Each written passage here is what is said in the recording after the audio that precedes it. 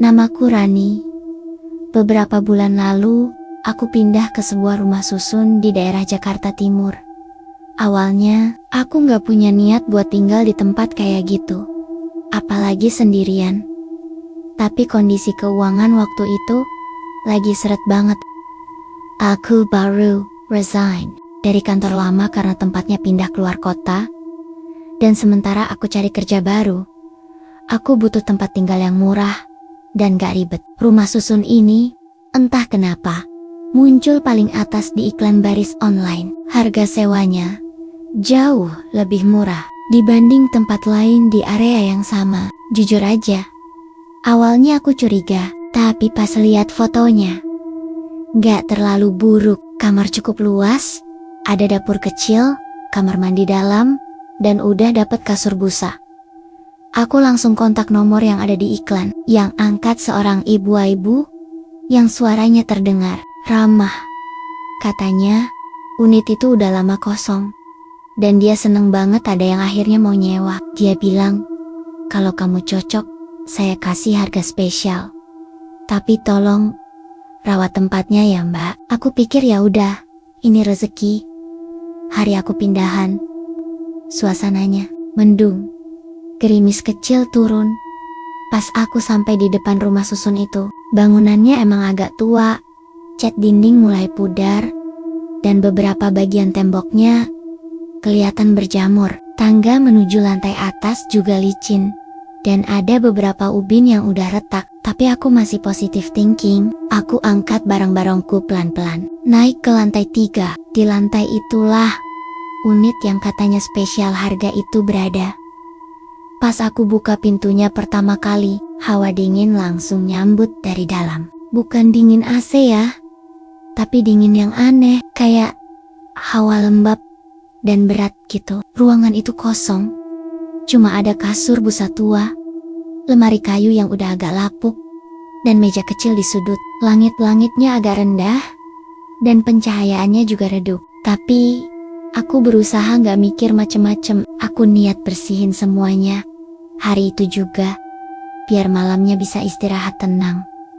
Seharian aku bersih-bersih, nyapu, ngepel, ganti spray, nyemprot ruangan pakai pewangi, dan buka jendela supaya udara berganti.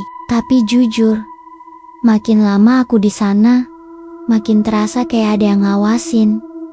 Aku bolak-balik nengok ke arah pintu dan jendela. Kadang aku merasa ada bayangan cepat yang lewat di luar.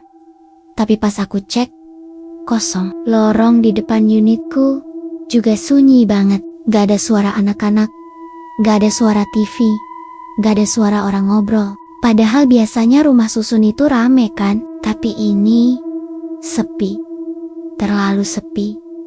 Malamnya, sekitar jam 9, aku udah capek banget. Aku rebahan di kasur sambil nonton YouTube dari HP. Cahaya lampu kamar aku matiin, cuma nyala lampu dari HP aja. Sekitar jam 11-an, aku udah mulai ngantuk. Aku matiin HP dan coba tidur. Tapi tidurku gak tenang. Aku mimpi aneh. Dalam mimpi itu, aku berdiri di lorong rumah susunku. Lorong itu gelap, tapi dari ujung sana ada suara perempuan yang nangis. Suaranya pelan, kayak sesegukan. Aku maju pelen-pelen, coba cari sumber suaranya, tapi gak pernah nemu. Suara Tenjis itu makin dekat, makin nyaring, sampai tiba-tiba aku terbangun. Pas aku lihat jam di HP, ternyata udah jam 2 pagi, lewat dikit. Aku duduk sebentar, napas ngos-ngosan, masih kaget dari mimpi tadi. Tapi, waktu itu juga aku sadar, ternyata suara tangis di mimpiku itu masih terdengar. Beneran, aku dengar suara perempuan nangis dari luar kamarku. Pelan banget, tapi jelas. Suara itu terdengar kayak dari lorong, atau mungkin dari unit sebelah, tapi aku gak berani langsung ngecek. Aku tunggu beberapa menit. Tapi, bukannya hilang, suaranya malah makin jelas. Sekarang udah kayak di depan pintu. Aku pelan-pelan jalan ke pintu, ngintip dari lubang intip kecil itu. Tapi, Lorong di luar kosong. Gak ada siapa-siapa. Gak ada suara langkah. Gak ada tanda-tanda orang lewat. Tapi suara tangisan itu masih terdengar. Aneh kan? Aku mundur lagi. Balik ke kasur sambil narik selimut. Malam itu, aku gak bisa tidur lagi. Rasanya bulu kuduku berdiri terus sampai subuh. Paginya, pas aku turun buat beli sarapan di warung bawah, aku iseng ngobrol sama ibu warung yang jualan bubur ayam. Dia orangnya ramah dan kelihatannya udah lama tinggal di situ. Aku tanya pelan, "Bu, emang rumah susun ini sepi banget ya?" Si ibu langsung berhenti ngaduk buburnya, terus mandang aku sebentar sebelum jawab, "Oh, kamu yang tinggal di lantai 3 itu ya?" Aku ngangguk. Dia langsung pelan suaranya, agak bisik-bisik, "Sabar ya nak, yang penting jangan dibuka pintunya kalau tengah malam ada yang ketok." Aku langsung diam. Ketok pintu? Aku belum cerita apa-apa ke dia soal suara tangisan semalam. Tapi dia ngomongin soal ketokan, aku nanya lagi. "Memang sering ya Bu, ada yang ngetok tengah malam?" Tapi si ibu cuma geleng pelan, sambil lanjut aduk buburnya. "Nggak semua bisa nerima, Nak. Tapi kamu hati-hati aja. Jangan buka pintu kalau belum yakin."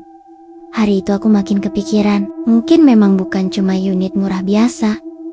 Mungkin ada alasan kenapa unit itu selalu kosong. Dan sekarang, giliran aku yang ngerasain semuanya sendiri. Dan itu baru malam pertama.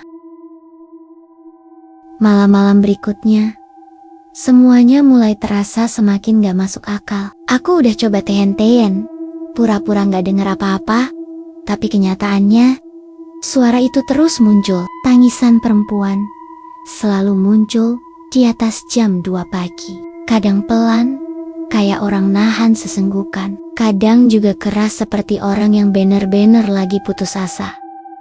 Malam ketiga, aku lagi duduk di kasur sambil nonton YouTube. Aku sengaja begadang, pura-pura sibuk, biar nggak mikir aneh-aneh. Tapi, tiba-tiba, lampu kamar mati sendiri.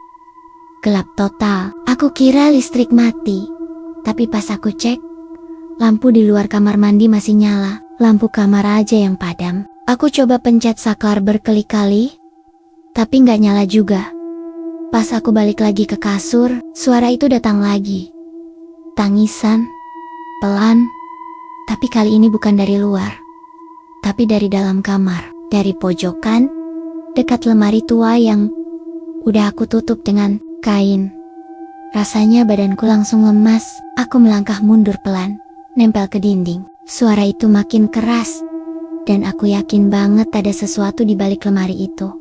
Tapi aku gak berani buka. Aku cuma duduk diam di sudut ruangan, sampai suara itu hilang sendiri. Dan besoknya, aku langsung cabut pagi-pagi keluar rumah susun. Nongkrong di warung kopi bawah, nunggu matahari naik, biar bisa mikir jernih. Siang harinya, aku coba ngobrol sama satpam yang jaga gerbang. Namanya Pak Yadi. Orangnya ramah dan kelihatan udah lama kerja di sana. Aku tanya pelen-pelen soal unit tempat aku tinggal. Awalnya dia kayak ragu mau cerita, tapi akhirnya dia bilang juga, unit yang Mbak tempatin itu terakhir disewa tahun ke 2005. Dulu pasangan suami istri tinggal di situ. Tapi si suami ini cemburuan, kasar. Suatu malam, mereka berantem hebat. Si suami katanya mukulin istrinya sampai meninggal. Di kamar itu juga, aku langsung merinding. Rasanya semua potongan puzzle di kepala langsung nyatu. Tangisan itu, hawa dingin, suara ketukan, semua masuk akal sekarang. Setelah kejadian itu, banyak penyewa yang pindah, cuma dalam hitungan hari. Lanjut Pak Yadi.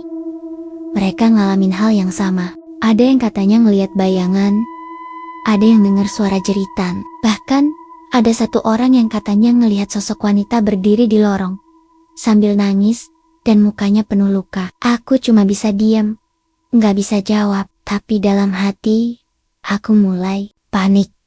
Aku baru beberapa hari di sana, tapi rasanya udah kayak sebulan. Aku mulai nyusun rencana buat keluar secepatnya. Tapi aku nggak bisa langsung pindah, karena uang tabungan tinggal sedikit. Aku butuh waktu beberapa hari lagi, sebelum bisa cari tempat baru. Malam kelima jadi malam paling berat buatku. Sekitar jam 2:15, suara ketukan muncul. Tok, tok, tok, perlahan, pelan banget. Tapi ritmenya jelas. Aku duduk di kasur, sambil nahan napas. Pintu itu ketokannya bukan sekali, tapi 3 kali, terus berhenti. Lalu ada suara perempuan dari luar. "Bukain dong." Pelan, lirih, tapi jelas banget. Suaranya gemetar, kayak orang kedinginan. Aku kedinginan. Aku gak berani gerak, gak berani buka mulut.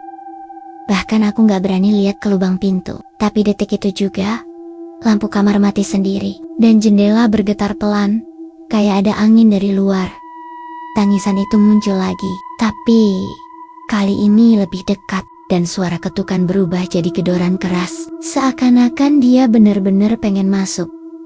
Aku peluk bantal, bacain ayat-ayat pendek yang aku ingat, sampai akhirnya semua berhenti. Sunyi, dan lampu nyala lagi. Aku nggak tahu itu jam berapa.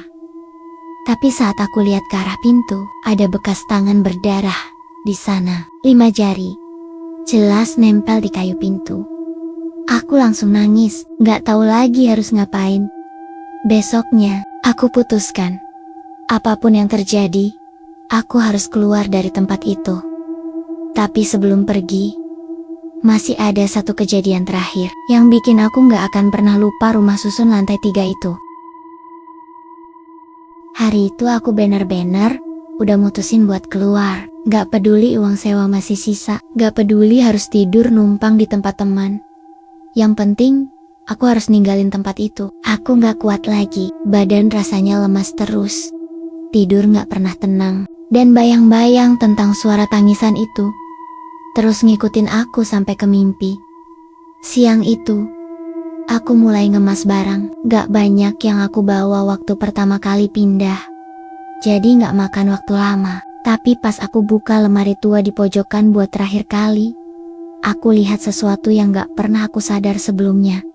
Di bagian belakang lemari, yang kayunya udah lapuk dan mengelupas, ada bekas bercak gelap. Warnanya coklat kehitaman, dan bentuknya kayak bekas cipratan. Ada juga yang bentuknya seperti telapak tangan kecil. Aku cuma bisa berdiri di situ beberapa detik, bengong. Hawa ruangan tiba-tiba berubah jadi dingin banget, jauh lebih dingin dari biasanya. Aku nutup lemari buru-buru, ambil tas, dan keluar dari kamar itu. Tapi, pas aku nyampe di lorong, aku berhenti. Karena, di ujung lorong, ada seorang perempuan berdiri. Rambutnya panjang banget, nutupin wajah. Bajunya putih, panjang sampai ke lantai. Tapi yang paling bikin aku gak bisa gerak, dia nangis. Tangisannya pelan, tapi jelas. Sama persis kayak suara yang sering aku dengar. Tengah malam, dia gak bergerak, cuma berdiri di sana. Tubuhnya sedikit gemetar, dan bahunya naik turun kayak orang habis kehujanan. Aku mundur pelan-pelan, masuk lagi ke unit, dan langsung ngunci pintu dari dalam. Tapi belum sempat aku ngambil napas, tiba-tiba, tok, tok, pintunya diketuk. Aku kedinginan. "Boleh aku masuk?" Suara itu sama, lirih, pelan, dan parau.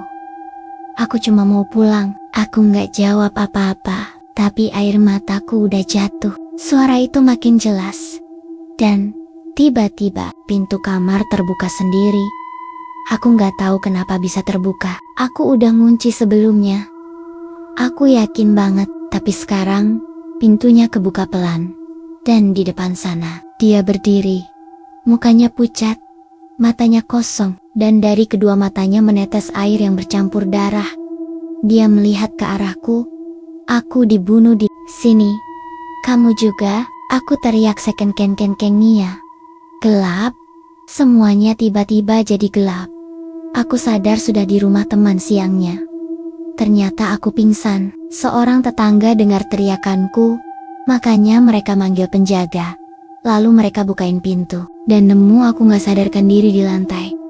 Sampai sekarang, aku gak pernah balik ke rumah susun itu. Unit itu juga katanya udah ditutup permanen. Tapi aku tahu, sosok itu masih ada di sana. Masih menangis, masih menunggu seseorang. Mungkin untuk diajak pulang. Atau lebih buruk lagi, dia cuma pengen gantiin tempatnya dengan orang baru. Dan waktu itu, nyaris saja, orang itu adalah aku.